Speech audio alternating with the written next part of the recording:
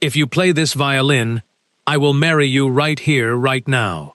The millionaire's voice echoed through the grand ballroom, dropping over the elegant crowd like a crystal chandelier crashing onto the marble floor. For an entire second, nobody in the sprawling Newport, Rhode Island estate dared to breathe. Then, the laughter began.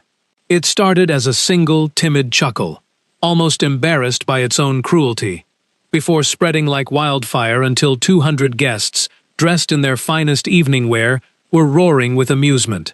They raised gloved hands to their mouths, leaning over the shoulders of their wealthy companions to murmur about what a deliciously elegant humiliation they were witnessing. Rachel Sullivan stood perfectly still in the center of the vast room, holding a silver tray with both hands, the champagne glasses trembling ever so slightly. She was 27 years old, wearing the blue and white uniform of the Anderson estate maids, her brown hair pulled back into a low, neat bun. Her striking green eyes were fixed firmly on the polished parquet floor, desperately wishing it would swallow her whole. "Did you not hear me?" Maxwell Anderson pressed, taking a confident step forward with the effortless smirk of a man who had never lost a single thing in his life.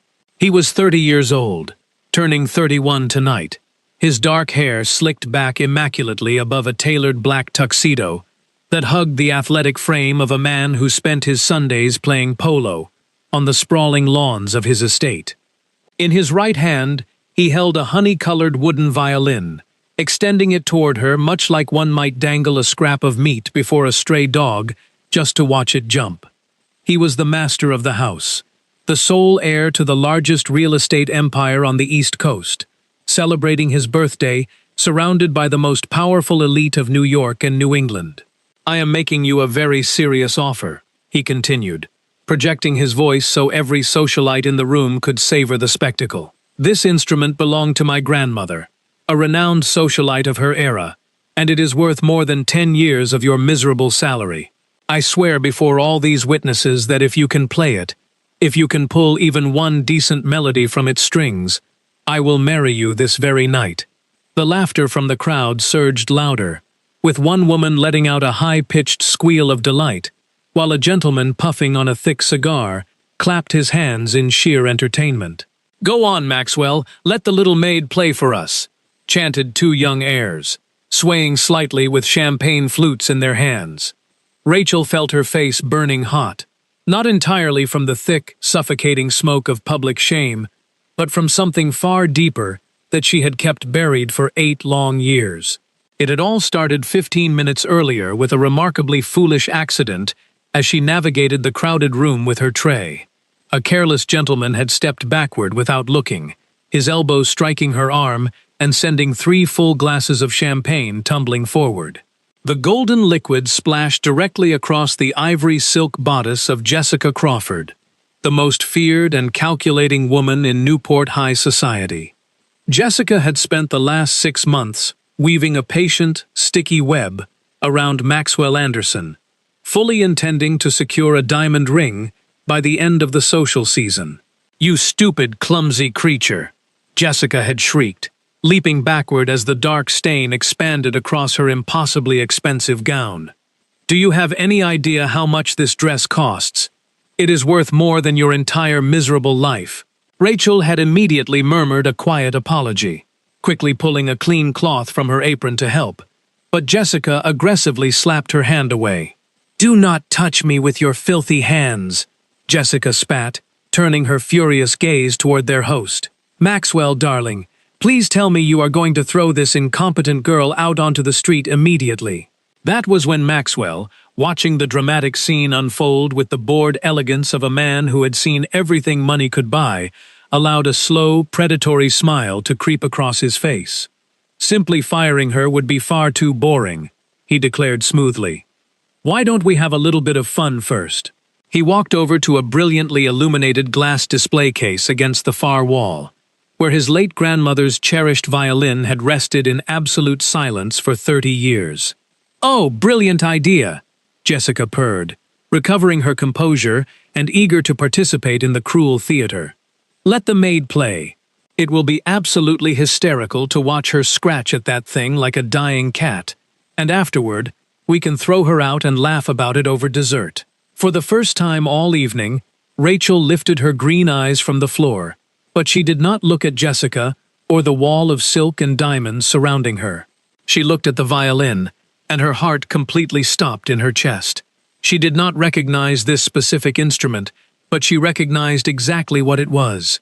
The perfect curve of the wooden body, the faded golden varnish, right where the chin of generations of musicians had rested, the ebony pegs, and the strings. Simply by looking at the tension, she could tell it was slightly out of tune, recognizing it the way one notices an old friend has aged. Her hands, gripping the edges of the silver tray, instinctively twitched with muscle memory that her sheer willpower had spent years forcing into submission. "Well?" Maxwell challenged, waving the priceless instrument in the perfumed air. "Are you just going to stand there like a frightened statue? I am offering you the absolute opportunity of a lifetime, girl.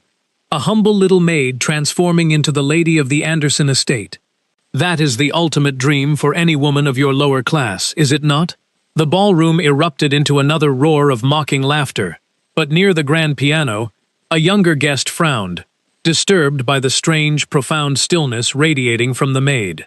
Back by the swinging kitchen doors, Mrs. Ruth, the 60-year-old estate cook, clutched a dish towel to her chest, while Tommy, the clumsy young footman, swallowed hard in distress. "We have to get Rachel out of there," Tommy whispered anxiously. "Hush," Mrs. Ruth ordered, never taking her eyes off the young woman. Mrs. Ruth knew there was something hidden within Rachel. Once, during a raging thunderstorm, she had seen the maid standing by the kitchen window, her fingers dancing in the empty air as if playing an invisible instrument, wearing an expression of someone who remembered having wings. "Look at her closely," Jessica sneered, parading around Rachel like a vulture inspecting a fresh carcass. "Look at those hands, red and blistered from scrubbing our floors, wearing a $3 uniform. Where on earth does a lowly maid get green eyes like that?" She probably stole them from someone important. She let out a vicious giggle, prompting several other society ladies to echo her spite. "Come on, girl, play it, or confess right now that you are exactly what you appear to be. Absolutely nothing." Rachel did not answer, but something shifted deep inside her chest, like a massive sheet of winter ice, finally beginning to crack and give way beneath a frozen river. For 8 years, she had quietly accepted the insults, the heavy trays, the cold little room next to the pantry, believing that making herself small and invisible would protect her. But tonight, the world had aggressively shoved a violin directly into her face, and a violin is never just an object to a woman who once possessed the miraculous power to make 1,000 strangers weep with merely 4 strings and a wooden bow. 12 hours before Maxwell forced the fateful violin into her hands, Rachel Sullivan was on her hands and knees, scrubbing the white marble floor of the grand entrance hall, entirely unrecognizable from the woman she used to be. It was 5 o'clock in the morning, and the massive Newport estate, with its 30 luxurious bedrooms and high vaulted ceilings, was completely silent and asleep. She loved this quiet early hour, before the demanding bells rang, before Jessica Crawford's shrill voice echoed down the corridors demanding her morning tea, when the house belonged only to the rhythmic, circular motions of her soapy rag. "You are going to scrub a hole straight through that stone, my girl," Mrs. Ruth announced warmly, emerging from the warm kitchen, carrying 2 steaming mugs of black coffee. "That floor already shines brighter than my favorite copper pots. Come sit on the steps and rest for a minute." Rachel sat back on her heels, wiping her damp brow with the back of her sleeve, and accepted the hot mug with a grateful smile.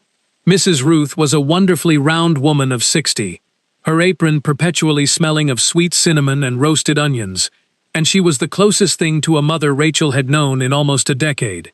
"Thank you, Mrs. Ruth," Rachel murmured softly, letting the warmth seep into her cold, red hands. "But if I do not finish before the wealthy guests wake up, you know exactly how Miss Crawford will react." The cook let out a loud, dismissive snort, sitting heavily on the bottom marble step. "That awful woman would throw a tantrum even if we served her breakfast on a solid gold platter, with angels singing in the background." She only moved into this house to trap the master, and until he puts a diamond on her finger, she will take her frustration out on whoever she can. Which unfortunately means you." Rachel took a slow sip of her bitter coffee, knowing the older woman was entirely correct. Jessica Crawford had installed herself in the guest wing 6 months ago, under the flimsy guise of being a close family friend. But every servant knew she was ruthlessly determined to become Mrs. Anderson. "Tell me, is it true the master is throwing a massive party tonight?" Mrs. Ruth asked, leaning in conspiratorially. "Tommy said we are expecting over 200 high society folks for his 31st birthday." "Yes," Rachel replied quietly, gazing down at her reflection in the wet marble. "Over 200 people, and we must have everything absolutely flawless by 8 o'clock in the evening." The cook shook her head sadly, noting that a man with all the money in the world still walked around as if the universe owed him a debt. He was a sweet boy, before his parents perished in that terrible airplane crash.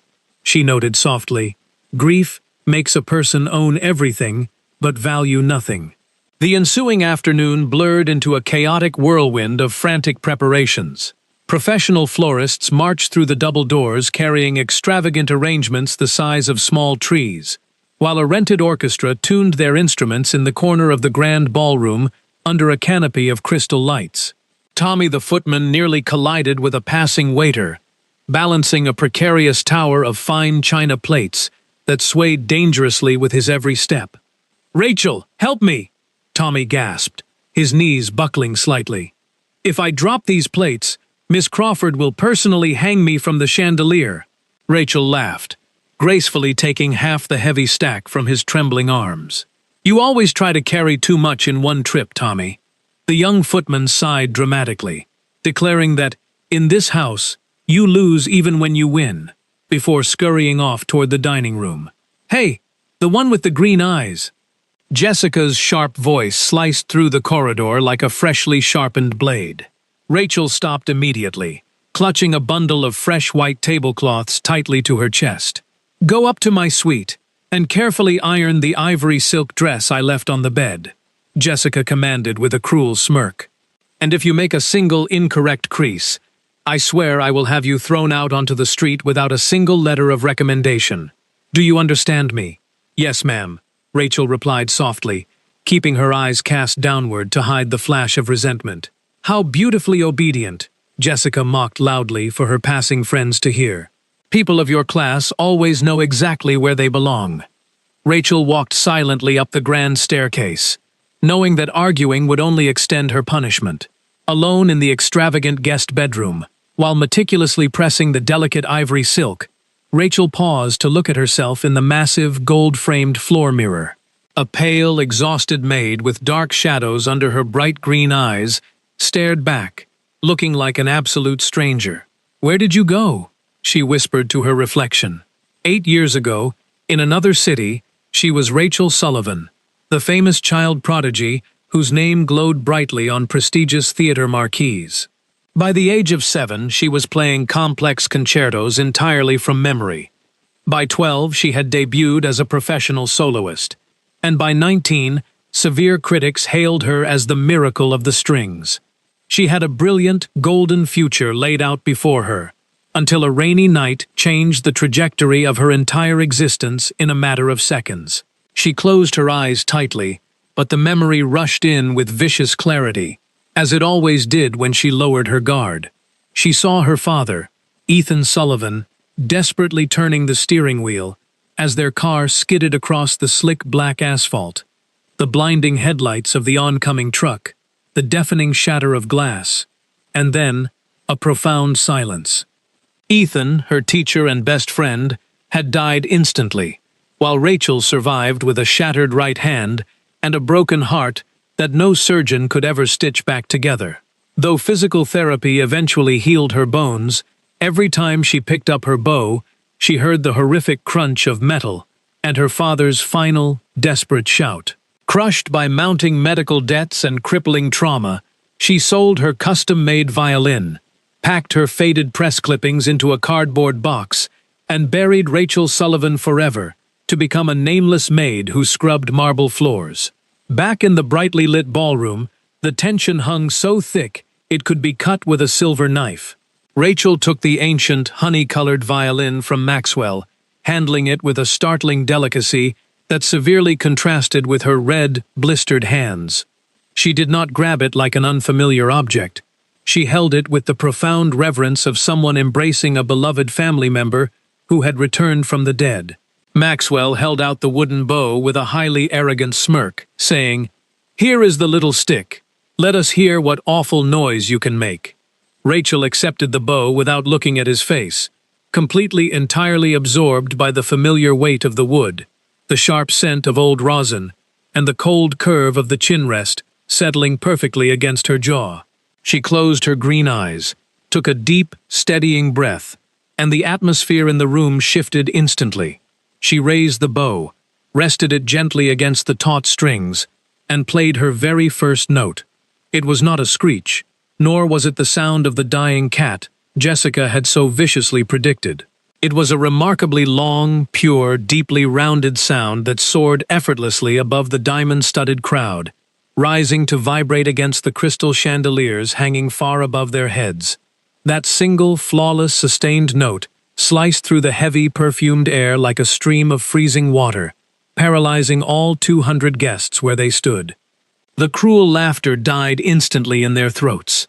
Rachel felt the music bypass her conscious thought, her fingers automatically finding the complex positions of the meditation from Thais, the exact same piece she had played 8 years ago on the last night she was ever truly alive. The melody poured out of her soul not as a distant memory, but as a fresh, bleeding wound opened for the entire world to witness. The bow moved up and down with impossible, fluid grace, weaving a sound so heartbreakingly sweet and devastatingly sad that the wealthy onlookers had no idea how to process their own emotions. A society matron who had been mocking her just moments before suddenly pressed a gloved hand to her quivering lips. An elderly gentleman sitting near the grand piano closed his eyes tightly as a tear slipped down his wrinkled cheek. The music did not merely enter their ears, it bypassed their logic and pierced directly into their chests, speaking to whatever secret grief each person carried. A lost love, a dead parent, a forgotten dream, forcing them to remember everything they tried to forget. Rachel was no longer trapped in a hostile ballroom in Newport. She was transported back to her childhood, where the entire universe shrank to 4 tight strings and the steady rhythm of her own beating heart. Her body swayed naturally with the sweeping phrases, her brow furrowed in fierce concentration, the cheap blue uniform falling away in the minds of the audience to reveal the undisputed queen of the strings underneath. The haunting memories returned, but this time they did not arrive as cutting knives. They washed over her like gentle waves.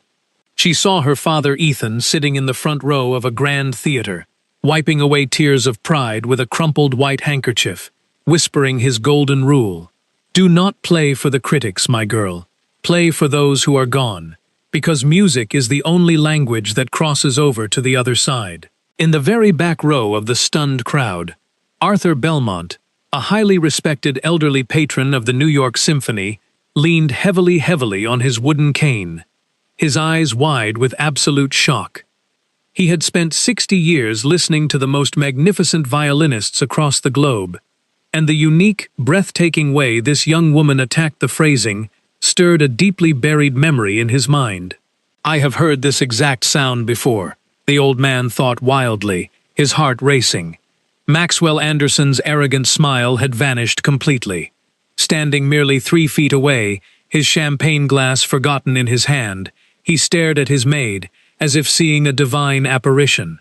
This woman he had meant to humiliate was playing his late grandmother's instrument with a level of virtuosity he had never witnessed in his entire privileged existence. The mockery frozen on Maxwell's face rapidly melted into profound astonishment, followed swiftly by a crushing wave of deep shame. But there was something far more terrifying happening beneath his ribs. The achingly familiar melody was violently dragging the ghost of his dead mother back into the room. His mother used to play this very violin when he was a small boy, the sweet notes lulling him to sleep through the heavy oak doors of his childhood bedroom.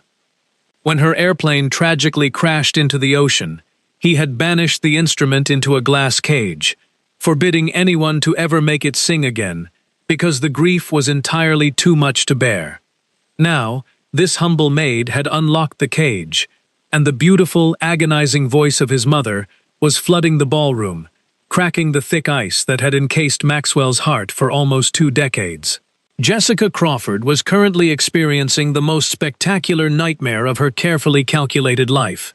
She had meticulously envisioned the maid scratching terribly at the strings, the crowd roaring with laughter, and the satisfying finality of watching the girl thrown out into the cold night.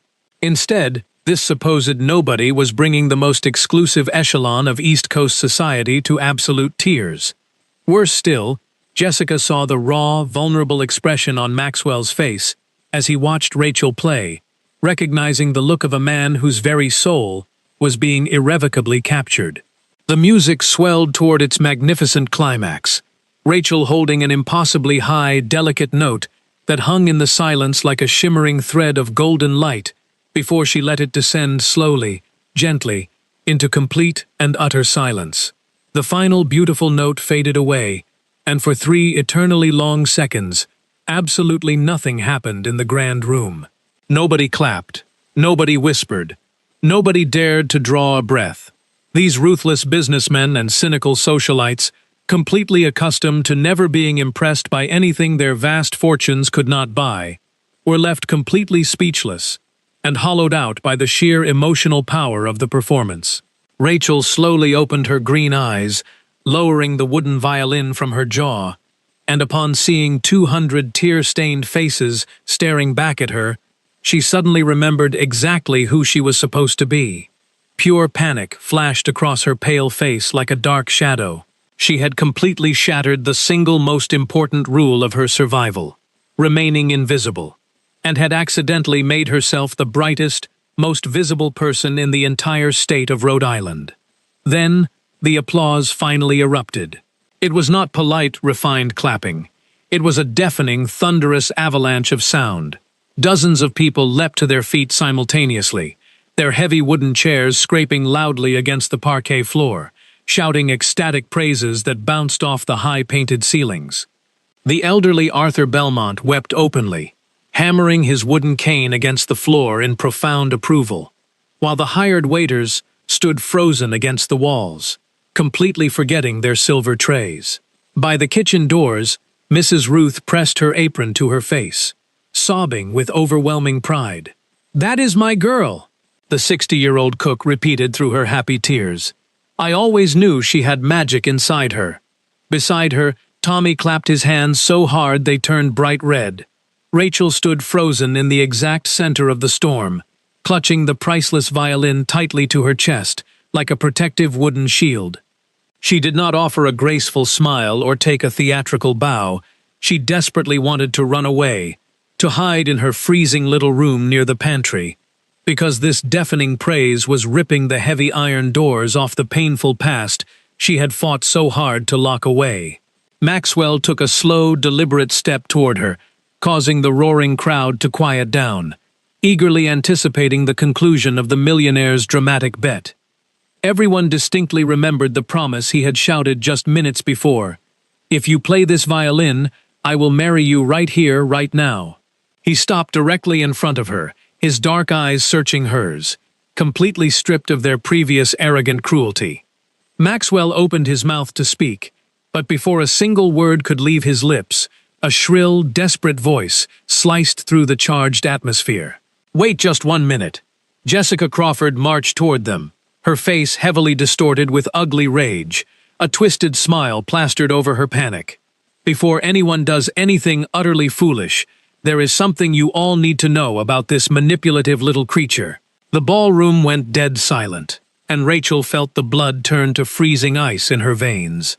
"Do you honestly believe a simple maid randomly plays like a master by sheer coincidence?" Jessica spat venomously, pointing a manicured finger at Rachel's chest.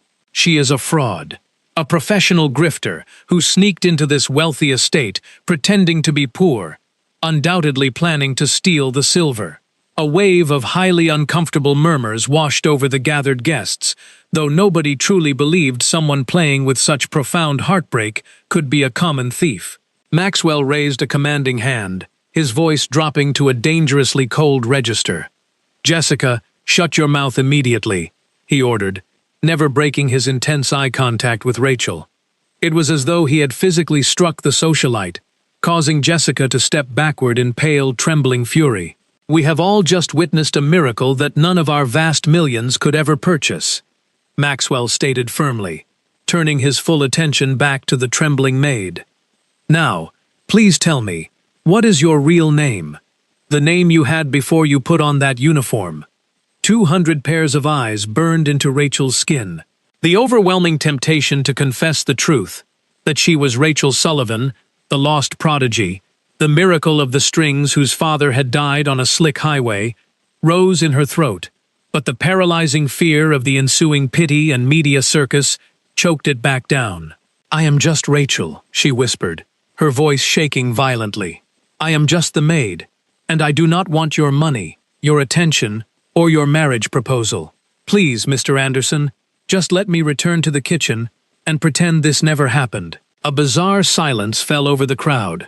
Never in the history of Newport had any woman publicly rejected Maxwell Anderson, begging instead to return to scrubbing his marble floors as if his immense wealth were a curse.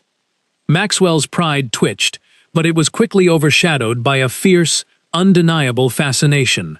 He realized this woman was the most profound mystery he had ever encountered in his hollow, privileged life. "Pick up your silver tray," he instructed softly, almost gently, "and put my grandmother's violin back in its case. We will speak tomorrow, because this is far from over." Rachel bowed her head, carefully returning the instrument, and fled toward the kitchen doors, feeling the heavy weight of 200 stairs burning into her back. Once safe inside the warm kitchen, she collapsed into Mrs. Ruth's loving arms, sobbing uncontrollably about how exposing her music felt like reopening her father's grave. "Do not bury your gift because of fear, my sweet girl," Mrs. Ruth murmured wisely, stroking Rachel's hair. "The dead are honored by our living, not by our hiding." Meanwhile, in the ballroom, Jessica cornered her sleazy cousin Richard, hissing in order to dig up every dark secret the maid had ever buried. During the next 2 weeks, the icy atmosphere inside the Newport mansion shifted dramatically, though Rachel and Maxwell were the only two pretending not to notice. Maxwell found completely absurd excuses to cross paths with the quiet maid, specifically requesting that Rachel deliver his black coffee to his private study, entirely ignoring the electronic bell designed to summon the footman. He would purposefully wander down to the bustling kitchen, lingering far longer than appropriate, leaning against the counter to listen to Mrs. Ruth's stories, while stealing lingering glances at the girl with the bright green eyes. Rachel, despite her fierce determination to remain invisible, felt the heavy walls around her heart softening. Tommy swore he heard her softly humming a classical tune while meticulously folding the heavy linen bedsheets.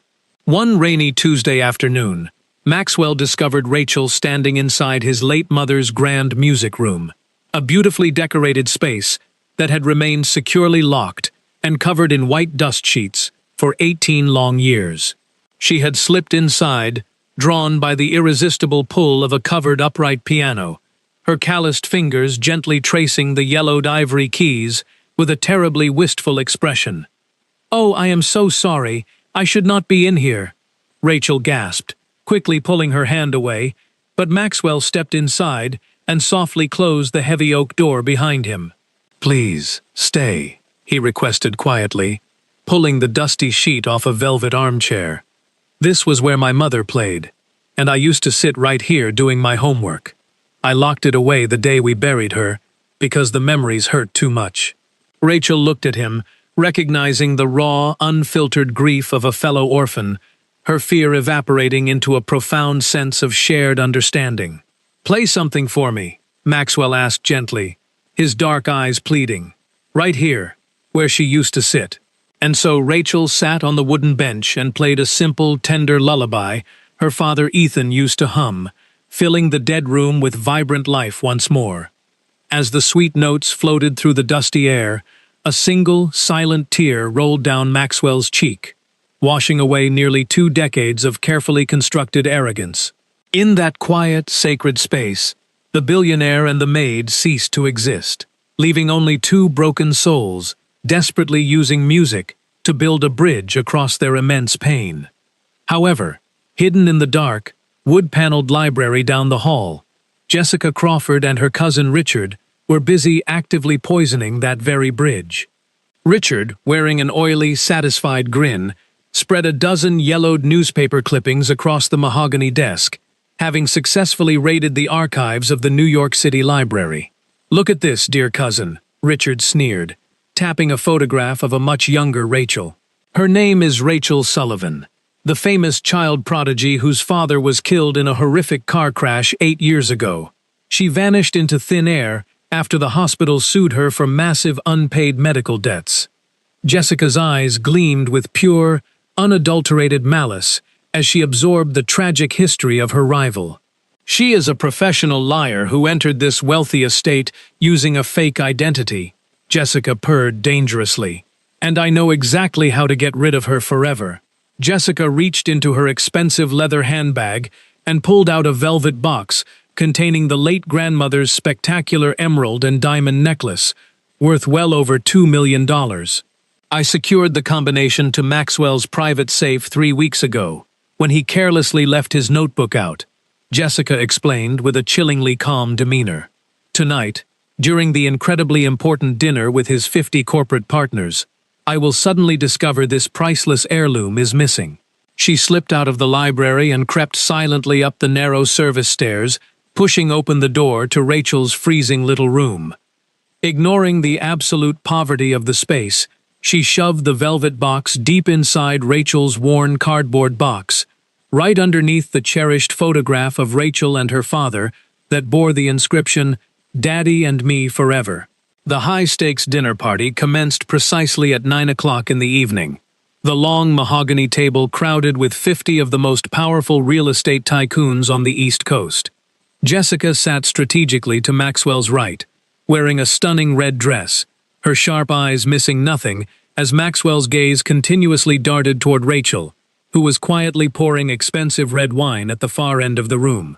When dessert was finally served, Jessica suddenly gasped loudly, bringing both of her manicured hands dramatically to her bare collarbone.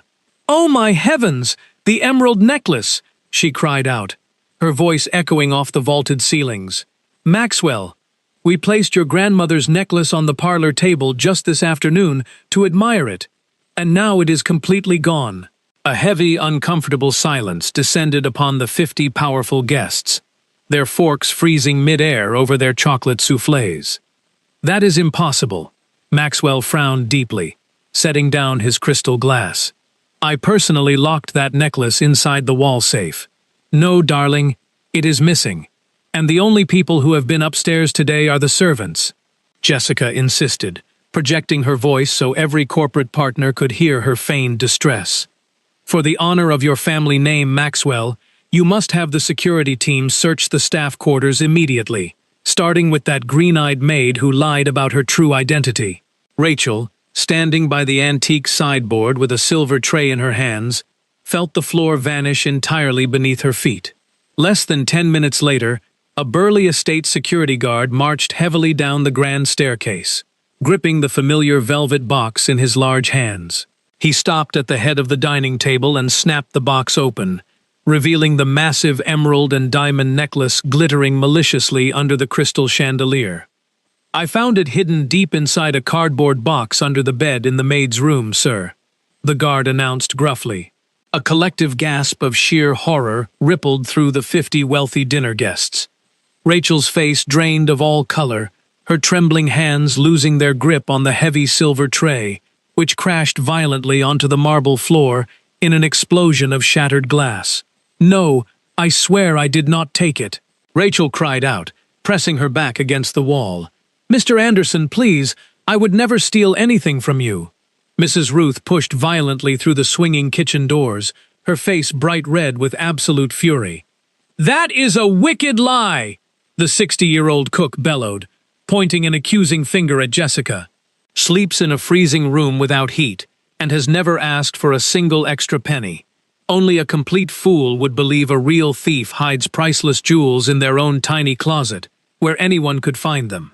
Ask yourselves who truly benefits from this girl being thrown out. Silence, you insolent old woman, or I will have you thrown into the street as well, Jessica shrieked, momentarily losing her carefully crafted, elegant composure. Do you see the absolute chaos you have allowed in your home, Maxwell? A den of thieving servants covering for each other. Every eye in the opulent dining room swung heavily toward Maxwell Anderson, waiting to see how the powerful tycoon would handle this scandalous betrayal. Maxwell stared at the glittering emeralds on the table, then at his 50 judgmental corporate partners, and finally at Rachel, whose beautiful green eyes were pleading with him to trust the connection they had built. But the immense pressure of his social standing, combined with Jessica's relentless venom, forced a tiny, fatal drop of doubt into his mind. You lied to me about your real name when you applied to work here, Maxwell said slowly, his voice sounding hollow and strange in his own ears. Why should I believe you are telling the truth now? The agonizing question struck Rachel harder than any physical blow ever could, instantly killing the fragile hope that had begun to bloom in her chest. He did not look like a man who believed in her. He looked exactly like a cold, calculating judge weighing a bad investment. I told you my deepest, most painful truth yesterday in the music room, Rachel whispered, a single tear cutting a hot path down her pale cheek. I gave you the most broken parts of my soul, and the moment it becomes inconvenient, you choose to doubt me. Do not play the victim, Jessica snapped triumphantly. Throw the thief out, Maxwell, before I call the police myself. I will not call the authorities, Maxwell stated firmly, refusing to look at Rachel's shattered expression. But I cannot have a suspected thief working in this house. Pack your meager belongings and leave my property tonight. Rachel stood perfectly straight, wiping the tear from her face, suddenly finding a reservoir of profound, unbreakable dignity. I will leave, Mr. Anderson, but not because I am guilty, Rachel said, her voice ringing clear and steady through the massive dining room. I am leaving because I refuse to remain in a place where I am not believed, and I truly hope your cold jewels keep you warm at night. She untied her white apron, laid it carefully over a velvet chair, and walked out the back door without ever looking back. After being falsely accused and humiliated, Rachel left Maxwell's mansion and walked 3 kilometers through a freezing rainstorm, with only her father's photograph, promising she would never allow anyone to silence her music again. Back at the mansion, Maxwell discovered security footage, proving that Jessica had stolen the necklace, planted the evidence, and framed Rachel. Overwhelmed with guilt, he admitted his cowardice, while Mrs. Ruth demanded he publicly correct the injustice. The following afternoon, Maxwell gathered the same guests who had witnessed Rachel's humiliation and exposed Jessica's crimes before everyone. The scandal destroyed Jessica's reputation. Richard confessed his involvement, and both were permanently cast out of society. Determined to make amends, Maxwell recovered Rachel's treasured violin from a collector and found her at a small repair shop in Boston. Instead of asking for forgiveness, he returned the instrument and promised to become someone who would protect her music rather than silence it. Rachel accepted the violin, and, as its beautiful sound filled the room, the pain of the past finally began to heal. 6 months later, she performed triumphantly before a sold-out audience at New York Symphony Hall, while Maxwell proudly watched from the front row.